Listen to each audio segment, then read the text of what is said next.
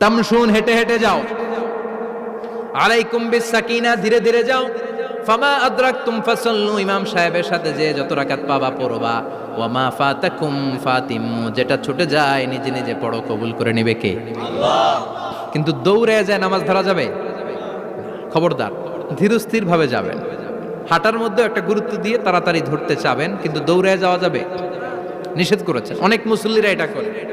ধরেন মাগরিবের নামাজ, অজুখানাতে মুসল্লিরা অজু করতেছে, ইমাম সাহেব নামাজ শুরু করেছেন, আল কারিআতু মাল কারিআ ওমা আদরাকা মাল কারিআ, মুখস্থ আছে না সবার? মুসল্লি মনে করতেছে অজু হয়েছে আমার অর্ধেক, এখন যদি তাড়াতাড়ি অজু না করে দৌড় না দেই রাকাত পাওয়া যাবে?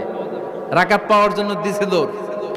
মসজিদে হচ্ছে টাইলসের মসজিদ, পিছলায় পয়রা মুসল্লি একদিকে, লুঙ্গি আরেকদিকে। আছে না নাই? আমার কাছে